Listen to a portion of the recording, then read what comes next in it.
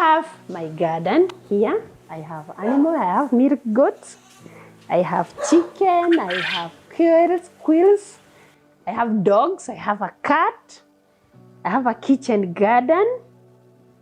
You know what? An artist should have a kitchen garden. An artist should save their money, buy a piece of land. An artist should be the front line of showing people how to survive. Because an artist recycles the materials. We should also recycle issues and turn them into progress. That is how I have lived. My name's Tabitha wa Thuku. I come from Kenya, a small village called Gitare in Kiambu district, currently Kiambu County. Art in Kenya have changed a lot. When I started, we were not many artists as we are today. I have been in art for over 30 years. I am a fourth born of a family of 8.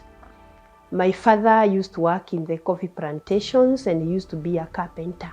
So when I changed my life now into art when I was small, I would actually go into my father's workshop and use his tools to do my art, to do the drawing and sometimes sculptures. Actually, when my father found out that I was using his tool, he was very happy. But I had a problem with my mother because she was like feeling that I was messing up.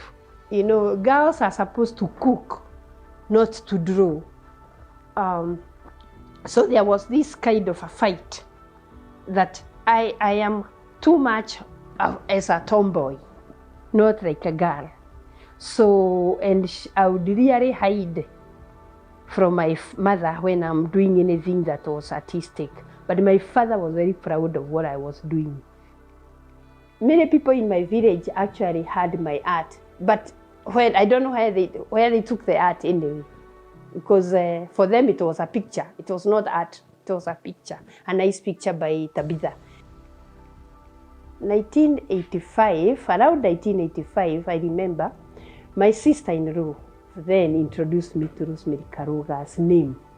I did not meet Rosemary herself, but I knew her by name. There was this teacher who was teaching with my brother's wife, and this teacher is doing what I do. So I hunted for Rosemary Karuga. Unfortunately, Rosemary had already retired. She had gone to Coast to do the ceramics. So, but I still hunted for her. So I finally found the Rosemary family, this lady called Agnes. And then it is Agnes who actually directed me to Gallery Watatu. You know, those days there were no internet. You have to look for somebody by walking, you know?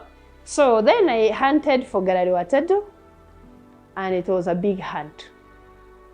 Then I found Gallery Watatu, and I was carrying these small paintings. And I met this lady, Ruth Schaffner, and when she saw me, and I showed her what I had brought, she called me, "Are you Picasso?" You know, so I had, you know, for me I thought it was an English word.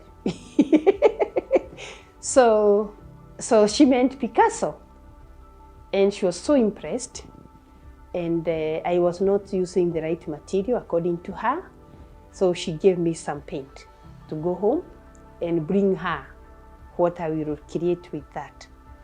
But then when I went home, I felt that I was not ready for that support. I was ready to get out what was in me. So I started doing sculpture.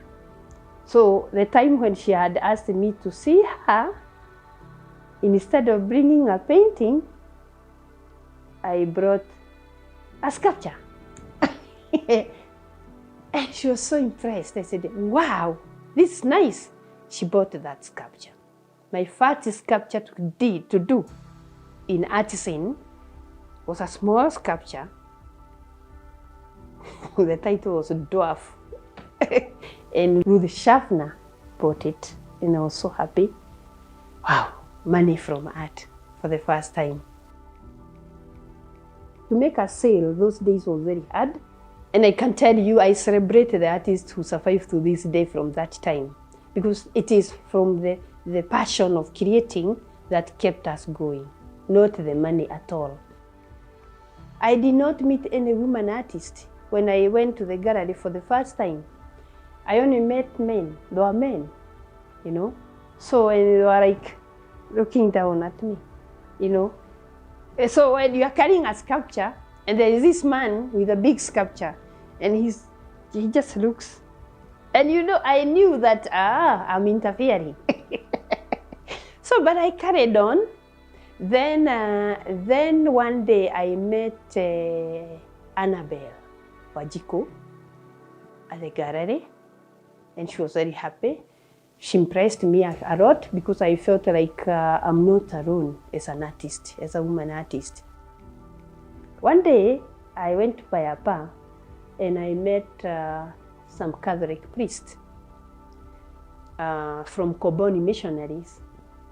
And they were so amazed with what I was doing, and they invited me to go to Korogosho to inspire women. And obviously, because, you know, I was feeling like, oh, women, yes. So I went to Korogosho to inspire women, but then I had to inspire them with what they could make money from, quick money. Because these women were mostly women from the street who used to do their business at night. And so they needed quick money to feed their babies. So I came up with making them weaving kyondos. I taught them how to weave kyondos. And do not forget, I wove kyondo when I was in standard 2.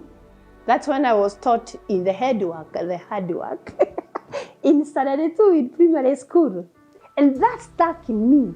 And one day, I got a contract to work as a mentor for women who are even 70 years old. And I was teaching them how to weave these kyondos, and they were making money out of the kyondos. Then there were these younger girls who were then brought to me to mentor them how to make a living. And then I came up with an idea of this one, because they are girls, I'm going to teach them how to come up with necklaces. That's why you saw some necklaces there. Those were the designs I was doing, and now going to Korogosho to teach the girls, and they would make their living out of that. Okay, art scene that time, I created, but I did not have time to go to show my art. It would have been very mean for me to step on becoming very serious now on showing and not helping these women get a living. So I sacrificed my time to show the art and build life for women. So I am a single mother. Single because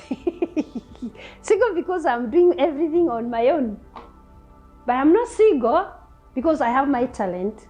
I'm able to think, I am able to come up with an answer. I'm able to go to the farm and dig and make food for my home. I'm able to create.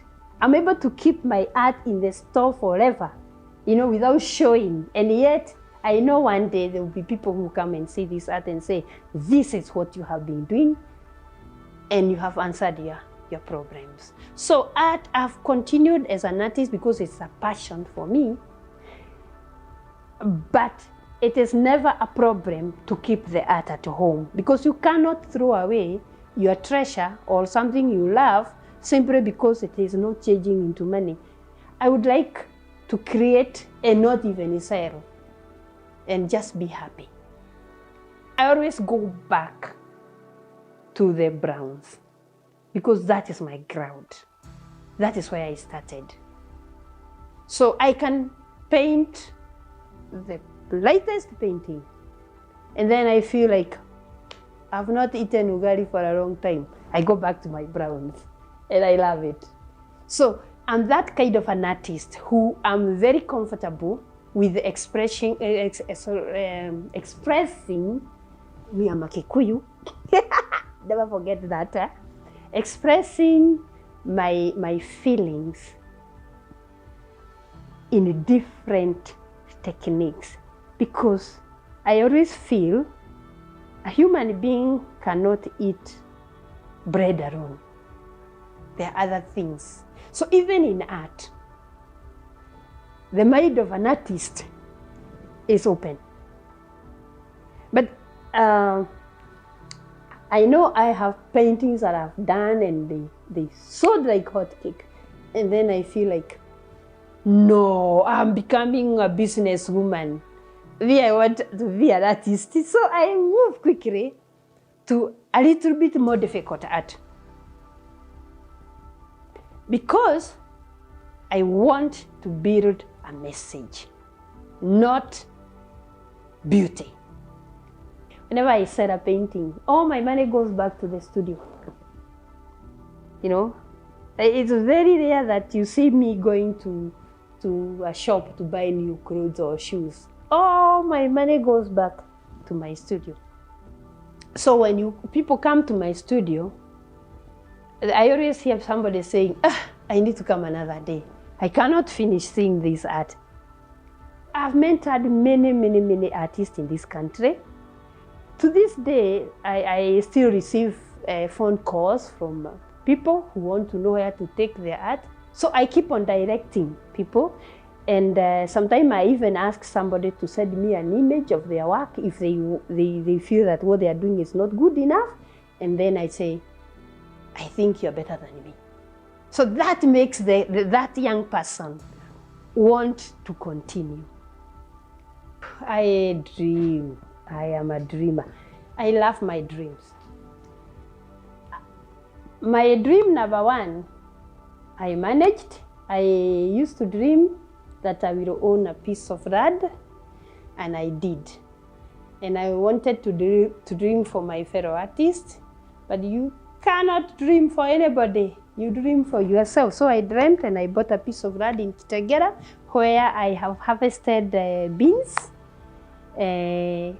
My other big dream that I have is to be able to build my studio in that place, build a nice big space for my art, because this art has to have a home.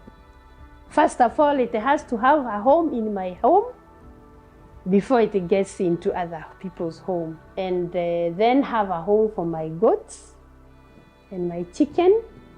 Then have a home where if I want to mentor a young artist, I can build a small cottage where those whom I would like to mentor can come and be there, be with us and see the importance of having a home, the importance of having a garden, the importance of having that milk goat. That's actually my big dream right now. And I hope it will happen. Amen.